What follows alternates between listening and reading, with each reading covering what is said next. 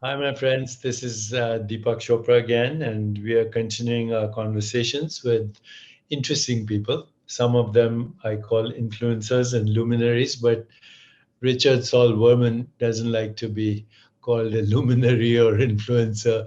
He's just an interesting guy. And so I have one of his books here. It's called Mortality, and it's mapping mortality. I want to use this as a launching pad for our conversation, which may go all over the place. So, Richard, thanks for joining me. Your last conversation was very well received by all my friends across the globe. They enjoyed it thoroughly. So, you're a very interesting human being. I want to start this conversation, just asking you one question. What made you write this? What was the motivation, inspiration? Why did you compile this very interesting monograph on where do people live the longest? Where are the uninsured in America? What are you more afraid of, sharks or mosquitoes or death? How many people have died in pandemics and epidemics in the world? I mean, this is very interesting information, encyclopedic, very informative. Where do people die from heart disease most in the US? On and on. So why did you write this? As you know, there are questions that can be answered short, and the same question can be answered long. So the simple question is, which is pertinent, is if you ask somebody, what's life? You can give a brief answer. You could not answer at all. You can send them on to somebody else, or you can talk for the rest of your life about what life is. You want my answer on what life is? No, I'm just giving you that if you want to give it to me, but let's do that after we do death, because we can end instead of with what's death, like you asked me last. Let me give you my answer on life, and then we can tie it with that. Okay, go ahead. In my view, life is a sexually transmitted incurable condition. Okay. And death is the termination of that. That's the termination of that. In any case, there's a long and short story of why I did the book. You know, I've done about 100 books, and I don't have a publisher and I don't have a distributor. So I don't have an agent and I don't have a client. All the books come from, and nobody's ever asked me to do a book. When something occurs to me that I'm curious about and don't understand, I know how lazy I am, actually. And I know that a discipline for me is then to learn about it, is to figure out a way of doing a book about it, because I know I can't be lazy doing a book because it gets in print. And it's a self-determined way of living my life, that if I'm interested in it and can't find an answer to it in a form that I can understand, then I try to do a book. A lot of questions I ask, and I find a book that's perfectly good that explains the answer. I wouldn't do a book on that, or try to do a book a little bit better. The information in this book, Mapping Mortality, about comparative analysis of various things about mortality, about how mortality statistically has led to the insurance business and led to probability theory when you statistically map mortality. The various mortalities that have to do with natural disasters and pandemics and then the natural causes of death, and how they vary so much around the world, was just something that was curious. And it was before COVID. And I've been now looking up how COVID relates to everything I mapped. And it's something that, since you have some connection with India, and therefore some memories of what smallpox was historically in India and the rest of the world.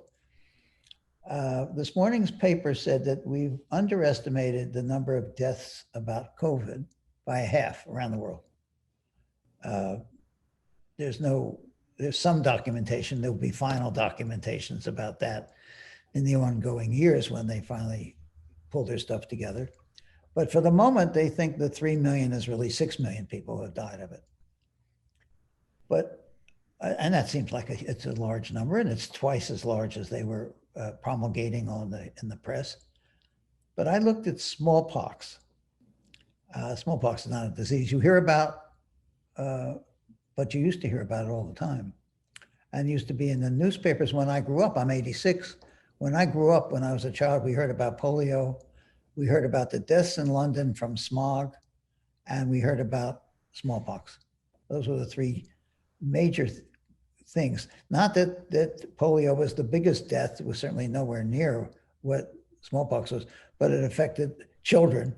And so it made it newsworthy and front page stories. And it was mysterious. They didn't know where it came from. Smallpox, their estimates are all over the place of how many people died. But the lowest number, they say within the last 150 years, was 300 million, and maybe it's up to 500 million before that as a pandemic. I mean, vast number. A lot of them were in India, but vast. And the India that included Pakistan and Bangladesh now. 100 times what we're doing, or 90 times what we face today, which they got rid of, that they basically, by law, you had to be vaccinated. When I first went to Europe, you had your passport and your vaccination card. And when I went in 55, that was my first time I went to Europe, it was 1955, 10 years after the war. I had to present this yellow card, and it had stamps on it and everything, and it had my smallpox. It had typhoid and tetanus. We don't do that at all anymore. And now, I don't think they give you a vaccination for smallpox because, except for small quantities of the disease in Atlanta, Georgia, and in Moscow, it has been eradicated. And they keep that because of a nostalgic reason that you shouldn't terminate a life form. And so let me respond to what you've already said. So here, once again, I'm talking to Richard Saul Wurman, and the conversation started by my showing this book, which is some time ago by Richard. It's called Mapping Mortality. It's called Mortality. And when I asked Richard, why did he write it? He said, because he felt like, and also these statistics are very useful. And then he went on to talk about the current pandemic and previous pandemic. So now I want to respond to what he said. So here's Richard. I grew up in India, as you saw. I was born in New Delhi. So I grew up in India. And my childhood memories are exactly what you just said. My friends dying of smallpox, those who didn't die were pockmarked for life. They had scars, you could see from a distance that they had smallpox. A lot of my relatives died of smallpox. A lot of people, friends, became paralyzed with polio. A lot of them died. And there were other things you just mentioned, diphtheria, tetanus, etc. My father was a cardiologist. He was trained in England, and he was a very amazing diagnostician. Just to give you an, Good, sorry. No. So my father was a cardiologist, and he was very well known. When India and China were at war, he was up in Tibet measuring cardiac catheterization, heart pressures. He was one of the first people to diagnose high altitude mountain sickness, etc. So he was, in his own way, a very accomplished cardiologist. And before the British left, he was ADC to Lord Mountbatten. So I remember when I was a small child, maybe I was 9 years old, and my father was in the war zone. Somewhere in Kashmir. There was a battle going on between India and Pakistan. Forever, these issues have been there. And so one day, I woke up in the morning, and my younger brother, 3 years younger than I am, who later went on to become the dean of medical education at Harvard Medical School. My brother just retired as the Dean of Education at Harvard Medical School. So this story, I'm 6 years old. He's 3, 4, I forget. Maybe I'm 7. We wake up in the morning and he says to me, my brother says to me, Deepak, I can't see, I'm blind. And so I wave my hand across his eyes and he can't see. I panic.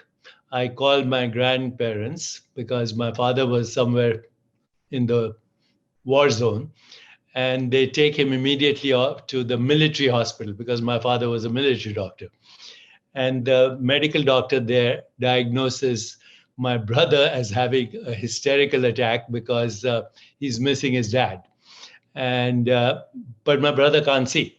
So we call my father on the phone at Army headquarters in Kashmir. And my father starts to ask questions. He says, did he get an injury? The answer is yes. Did he get a bruise? The answer is yes. Did you give him a tetanus shot? The answer is yes. Was it tetanus toxoid or tetanus serum? It was tetanus serum. All this on the phone. And my father says he's having an anaphylactic reaction to the serum. Give him some steroids intravenously right now, and his sight will be restored. So they did that. This is my dad in the war zone on the phone. He gave my brother steroids. 2 minutes later, he can see. He's totally well. Otherwise, he was going to probably die of tetanus. So nobody can convince me that vaccines don't save lives. They saved my brother's life. They saved many lives. And so when I see this debate about, COVID-19 and all this, I recently received a mask from Michelle Obama to say, wear a mask. So I wore it. And social media, I got millions of people attacking me as if this was a political statement.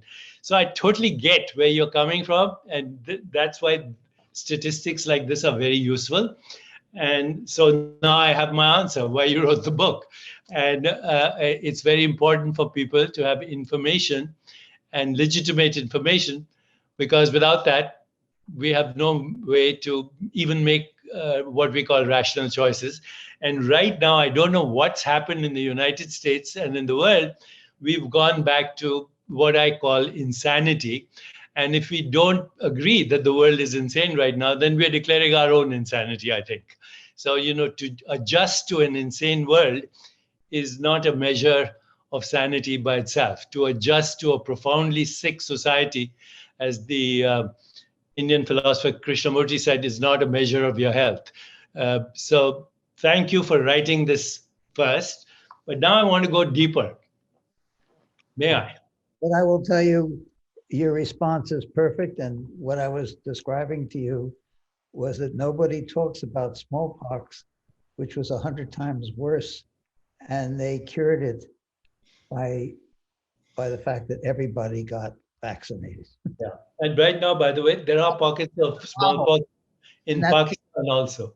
Yeah, Pakistan has a resurgence of smallpox as we speak right now. Pakistan has smallpox too. So I think we are really doing a major disservice right now during this pandemic by creating controversies around the vaccine. I want to go a little deeper on the pandemic. Just your opinion. Mutations occur all the time. Now, current science says that these viral mutations may be random, whatever. My feeling right now is that this particular COVID-19 pandemic, with all its variations and emerging mutations, I think it's related to climate change and a distressed ecosystem of genetic information on our planet. Now that we know so much about the human microbiome, we've destroyed the planetary microbiome. 30% of it has disappeared. So in industrial countries, in Western countries, because of the way we produce food, the way we poison the ecosystem, our food now contains things like Agent Orange, inflammatory products, which are damaging the life of microorganisms, which are 99% of the information in our body. So I think climate change, pandemic, mass migrations, eco-destruction, extinction of species, war, terrorism, cyber hacking, uh, nuclear weapons. This is right now the human condition. This is what it means to be human. Uh, so everything that's happening out there is actually a gift of humans. Well, no, not a gift of humans. When we talk about the mutations in the, well, there is discernibly, this disease is being written about and described as having many mutations. Some of the writing about the fact that it has many mutations is we can now discover and see mutations, where before that we didn't have the scientific methods and microscopic means and scanning means, the ways of discovering. When Darwin wrote his a very famous book, The Origin of the Species, mutations was not a vast part about it. He saw all these different kinds of birds, just teeny bit of things, and he just thought they were adapting to some things.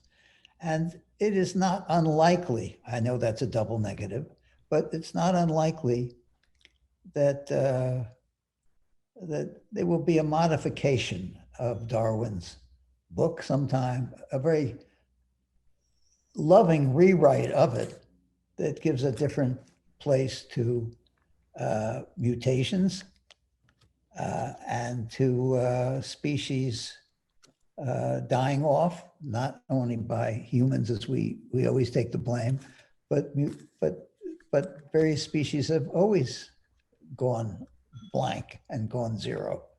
And they've done it with great numbers around the world every year, that they can't really point that humans did it, although we take the rap for all wiping out of a species now.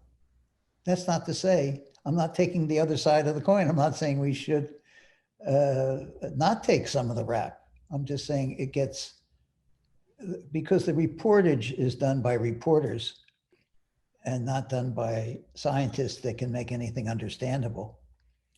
That's part of the reason I did the book, because what I could find wasn't understandable to me. Explaining things is not something we're taught in any educational system on any subject. I'm not just talking about medical. I don't think the financial institutions explain to their clients things. There's I don't think lawyers do for sure. A car repair people don't. There's nothing in my life that I feel the warmth of a good explanation so that I can be empowered to understand what to do. This goes to the fact that what we use now, for which has power, is certain words. So one of the words that have ultimate power is freedom. And freedom has been made into a powerful word that it supersedes. You can win the hand of poker with the power of four aces. You can win because you have freedom. And most causes for very good causes, have at their deep, their essence when they speak, it's freedom. Freedom for a race, freedom for a religion, freedom of the worker, freedom of a country, freedom of people, freedom of on the downtrodden, freedom to make your decisions. The reason you have arguments at home as a child with a friend, you want freedom to get out of the house, you want freedom to come in whenever you like, to put your feet up on the table. Everybody wants some freedom. Well, the ultimate freedom, the use of freedom today is this notion. I'm sorry if all my phones ringing. I'll turn this one off too. I have two phones. The the ultimate result is people are saying, well, they don't want to get vaccinated. And it's not their freedom, it's the freedom of others they're taking away. It's not you can't independently make yourself into a live bomb. And if this was, I could understand when at the very beginning and they looked at cowpox and they made the leap from cowpox because the women who were milking the cows got this very minor disease of cowpox, and all the cows had little pustules, but it was a minor thing and went away. And they made the leap that cowpox, maybe if you gave a little bit of the stuff in the pustules to a child, they first started with about a 9-year-old child or something, it made him immune to smallpox. And then they gave smallpox to some people and they created the first vaccinations from something. So I would think there I would say, I don't want you to do that to me. I don't want that. I don't know if I'll be part of your experiment. Well, there's been enough experiments now with, for me to believe that vaccinations work. Yeah. Smallpox, vaccinations for polio, vaccinations for certain kinds of pneumonia, certain kinds of flu, which don't get rid of the flu, but dampen the numbers of cases.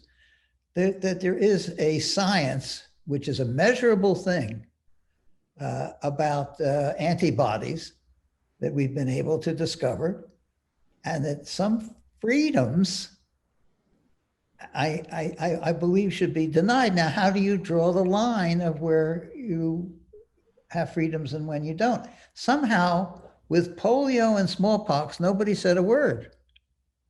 Nobody said a word that I know of. People just got vaccinated. They had the fear. The fear drove the decision on those two things in my lifetime. We're a different people now. And we're thinking, one, about ourselves, that if I don't want to do it, I'm the only one affected.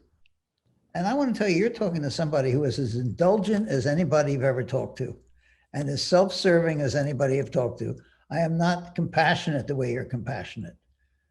And if I'm talking this way, man, they're in a different planet, because the indulgence of not getting vaccinated today for a disease that is clearly around the world with there is no map of it going away. It might be dampened a bit, but they've even found that their formulas for herd immunity are off and wrong, that even places where it should have exhibited herd immunity aren't, because of the percentages of people who have been vaccinated.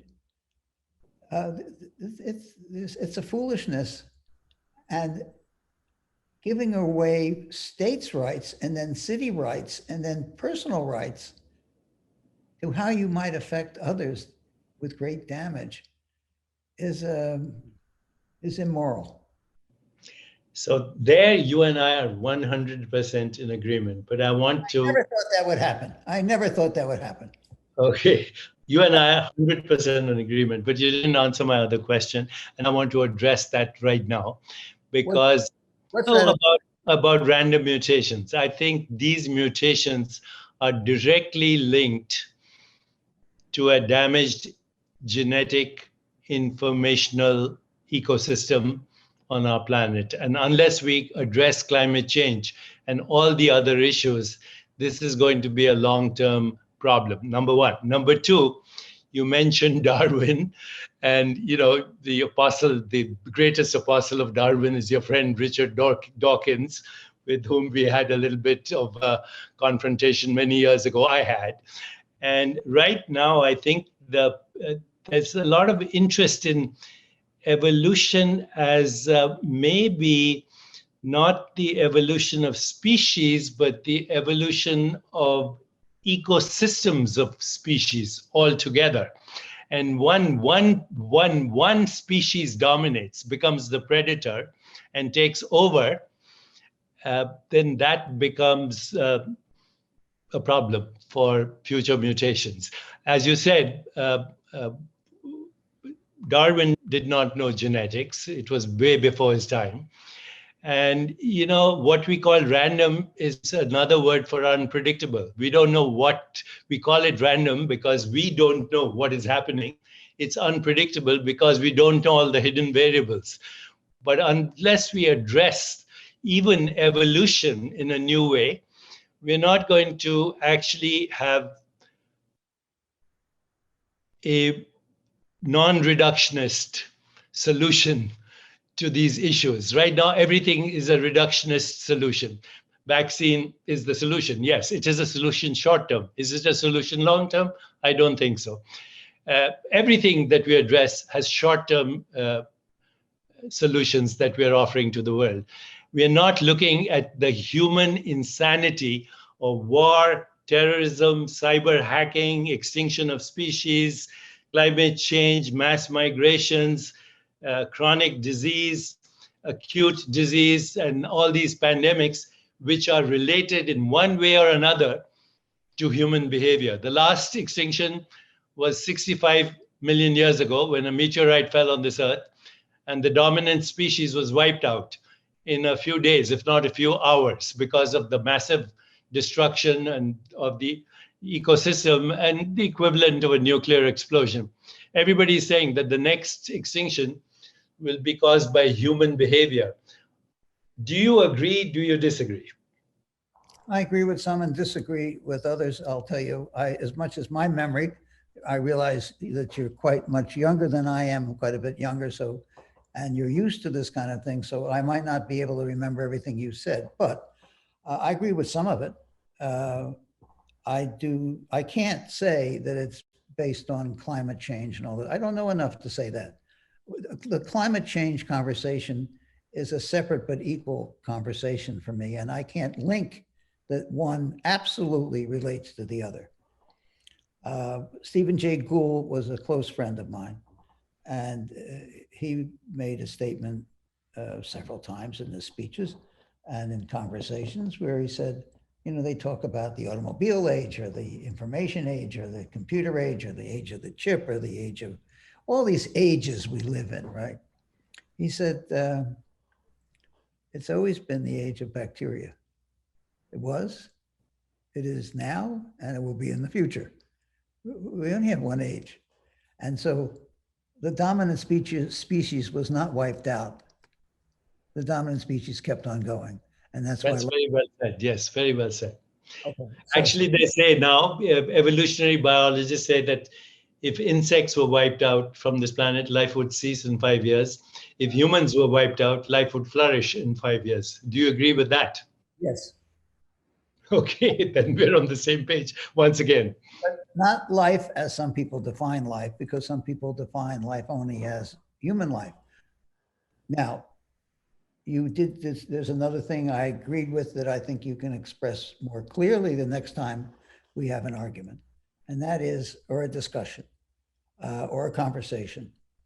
And that is that, yes, we're around and the Neanderthals aren't. And I think they're discovering, perhaps, maybe not before I die, before you die though, with some clarity, maybe 5 or 6 separate but equal Homo sapiens. Correct. They're discovering others now. Yes. We were the ones that came out of Africa, that became the dominant one. But there's others. I think they're going to find the origin of Homo sapien-like creatures that came, flourished a bit, and died out for one or another reason. They might not ever discover why they died out. Like they don't understand why certain animals went in, extinction of certain animals. There's been a hell of a lot of extinction. It seems like some of those old great big tigers had something going for them. I don't know why they got extinct. I would think the great big giant saber-tooths that were twice as big as, I would think they would have stayed around because they were okay. And whales seem to stay around. And so I don't think it's too easy to make assumptions of why things get extinct, or or when we draw this family tree or this family tree of all life, and how blurred it gets when you do the circular of all species and you include plant life in there, and you see that fungi are closer to Homo sapiens than many things we think are closer. Animals with 4 legs are closer. That there's certain pieces of different plant form in the huge circle of life. Sorry to take Disney away, but so I think we're going to find parallel lives and parallel things out there, which steps on the toes of most religions, and therefore it's going to have a hard time catching on. But I think we're going to find that there is these and perhaps some almost whimsical and amusing extinctions of certain creatures or animals or things that maybe we don't understand why they happened and aren't made by man, but made by maybe some other creature on some other creature. Well, again, Richard, it's not man creature. Again, I'm on board with what you're saying, with one caveat: there's no one explanation for anything. Correct. That is correct. There's no one explanation. So there's no right way of doing. I taught design and architecture, and I would say there's no best solution. There's some good solutions to things. Yes. And some of them seem to be more credible, but there's nothing I would back 100%. And there's no solution to a design problem. There's no perfect painting. There's no, that's not, and it's not even interesting if there was. I wouldn't want it to be. That's true. Well, today my very special guest has been Richard Saul Wurman. The book is Mortality, Mapping Mortality. Tell them that the book is not for sale. You can't buy the book. The book is not for sale, but it has lots of good information for those of us who think about life. Get a used copy. For those of us who think about life as only human, it is a very good book. That's exactly right. But if you are thinking of life as life, then it is impossible for life to go away. Life is tenacious, persistent, fragile, like a dewdrop on a trembling leaf. It hangs in there no matter what. And that's the encouraging part of our conversation. You're absolutely right. I couldn't do a book about life. I wouldn't know how. It's beyond my status, beyond my pay grade. Richard, there's a term in biology called apoptosis. I'm sure you're familiar with it. I'm not. Okay, so apoptosis is programmed cellular death. So every cell in our body is programmed to die within a certain time. So your stomach cells, for example, die every 5 days. Your skin cells die every month. I'm talking about human cells. Yeah. Your bone cells are replaced every 3 months. Even the DNA, which carries the memories of millions of years of evolutionary time, the actual carbon, hydrogen, oxygen, nitrogen, the molecules that make up the DNA, they die every 6 weeks. So given that, some cancer specialists are now suggesting that cancer is the loss of the memory of death. The cell forgets to die, and so it goes on its personal quest of immortality, forgetting that it is part of a whole organism called the body. So it destroys the body, and in the end, it destroys itself. The bottom line is, without death, life would not be possible. It is death which makes life possible. Well, those are two parts of a conversation. The first part is fascinating, and I think that's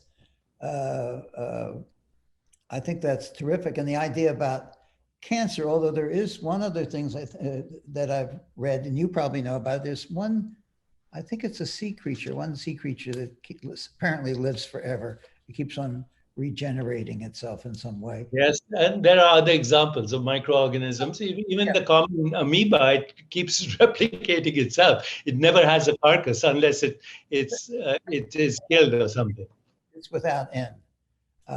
but the description of cancer, I think, is a very good description of cancer. I have to talk to some of my cancer friends, not who have Yeah, cancer.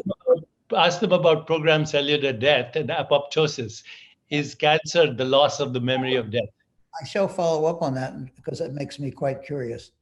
But that Okay. is certainly a book only about human life and death, and mostly human death, uh, um, and how death occurs. One of the most interesting parts of that book is a book that was something done in England 3 times. The most interesting thing was done during the Black Plague, was the real bad plague. Not the Black Plague, the big plague. There was 3 plagues in England. And the largest plague where half of everybody in Europe died. They had a law in England that they were going to record how everybody died every day. The books of mortality.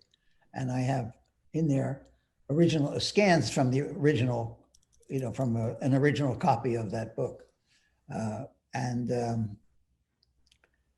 list of the ways people died, the way they believed death occurred, and how they measured death is vastly different than the way we think death occurs. Of course, they didn't have automobile accidents, so they didn't die that way. They did have accidents. I think the 4th or 5th way over a period of 10 years that they attributed death to was just called teeth. Just teeth. They got infections, obviously. I mean, that's what I can interpret it as. They got infections and that killed them, and it came from their teeth because they didn't have any oral hygiene. Right. Well, the average age of a human being in the Roman Empire was 28 years. In the last century, 49 years. Today, you and I are testimony to the fact that we're living longer. And I don't think, by the way, it's antibiotics or cardiac surgery. I think it's better hygiene, vaccines, and good living conditions and nutrition and air conditioning and control of climate indoors anyway. And the radical change in infant mortality. And infant mortality, yes. That is one of the big changes. Infant mortality, which is death upon birth, death in a month, and death in a year. There's 3 ways that's recorded, and everybody records it differently. So to get comparative information on infant mortality was very difficult. Very difficult, I'm sure. Record things differently. But infant mortality once you live to be 15, 20 years old, you've gotten rid of a whole bunch of ways you die, and then your life goes on. So we're told that it's all these MRIs and all the equipment that make us live longer because the doctors want to have their fees. And it's yes, they do help, but it's that you don't die is the reason you live longer. That you don't die young, you live much longer. And it's never presented that way. Yeah. Well, this has been fascinating. I'd like to call this conversation Mortality, Mapping Mortality.